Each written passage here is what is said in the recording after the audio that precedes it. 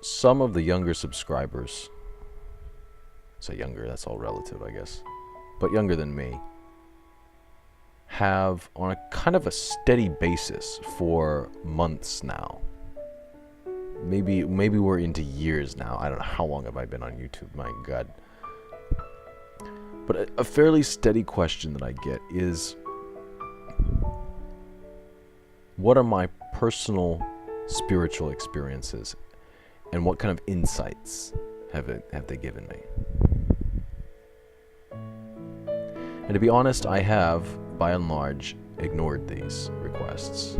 I've ignored these inquiries. If I ever respond to them, it's in a very dismissive tone. And I guess my reason for doing that is I'm so very genuinely aware of, say, like the teenager's desire for something to latch onto.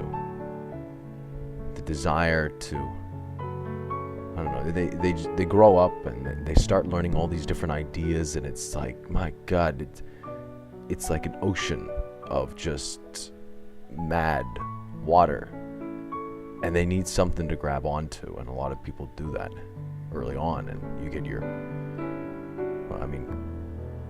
the vast majority of most of the movements, or most of the social cliques here on YouTube, because of that sort of phenomenon.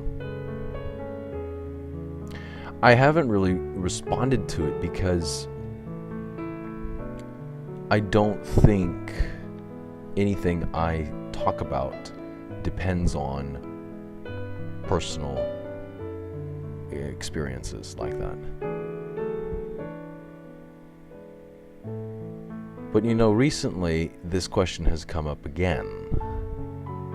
And this time I tried to put myself a couple years back when I was 16, 18, something like that. And I was looking for answers. And I remember the kinds of people I trusted in pursuit of that. People that I really shouldn't have trusted. And it occurred to me that if I say nothing, there's a good chance that these younger kids are going to seek it out from someone else. And I don't like those someone else's, generally speaking. The people who are ready to tell you all about their spiritual experiences are generally botch. And you kind of know that as a kid, but at some level you don't care. Some level you're hopeful still. Maybe that's a better way. You're hopeful. A better way of saying it. So in that, I want to go on and go on the record with some personal experiences. And what I want you to take away from this, and I'm speaking to those people who have inquired about this, and generally the younger subscribers, is I want to tell you these things because I want to give you as best an interpretation as I can about them. And I want you to see them in their full and naked form, so that when you come across other claims from other people, you will remember what you hear in this video, and you will think twice before considering or jumping to conclusions, I guess.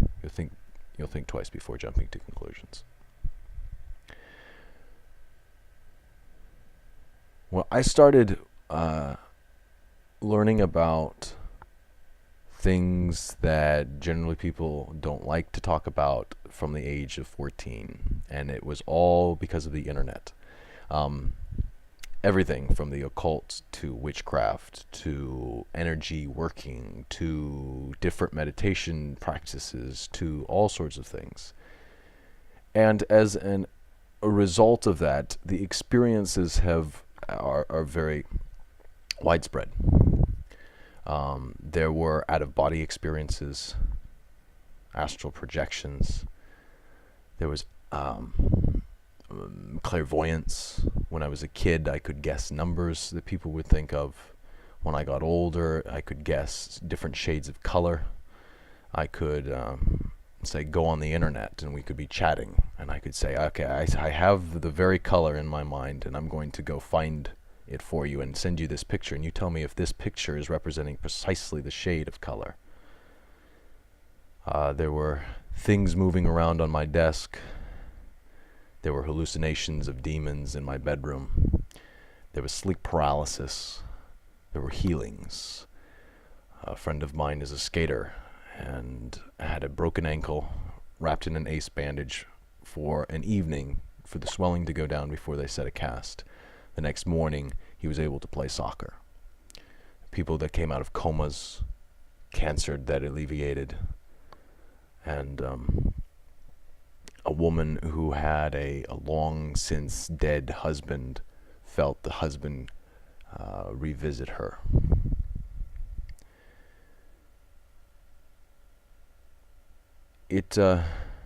Everything I put my mind to, I was able to experience something. Didn't matter what topic it was, I could find something. I could have a genuine experience. Even meditation, in a moment where everything around me, regardless of how much I blinked my eyes or tried to refocus, everything around me lost its form and was seen as a very complex and chaotic stream of orange light, little tiny specks of light whizzing chaotically everywhere.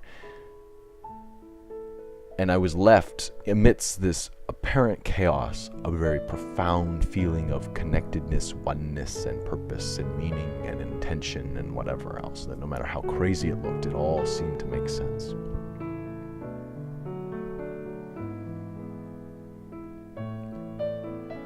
But I'm going to now tell you what most people who have these kinds of experiences don't tell you, because they don't want to remember this.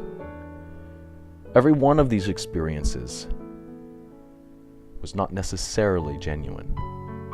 Every one of these experiences had at least one very mundane explanation.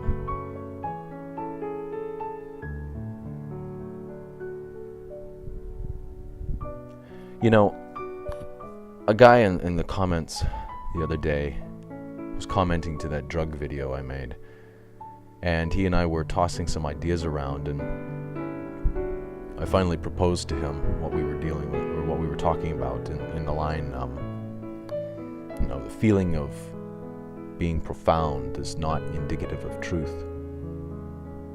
We were talking about a dream that you say, a nightmare, that seems terrifying when you live the dream, but when you wake up and you think about it, suddenly it's not so scary anymore. It's just silly. Yet the feeling was so profound. Regardless of how truly scary it was, it didn't make any sense. When people say they feel the spirit of this, or they feel the spirit of that, or they feel this, or they feel that, it's all in physiology.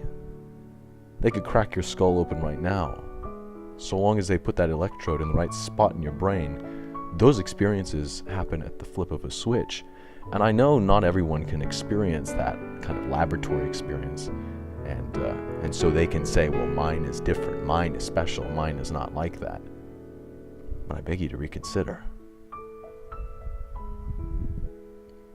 You know, the word ego can really be updated to the 21st century, to be understood as everything the physiology can account for.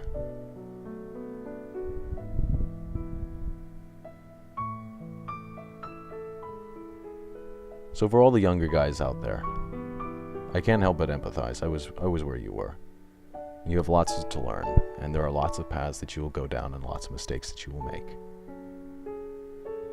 But in the end, I hope that you trust your own gut and not your own sense of hope, desire, or yearning.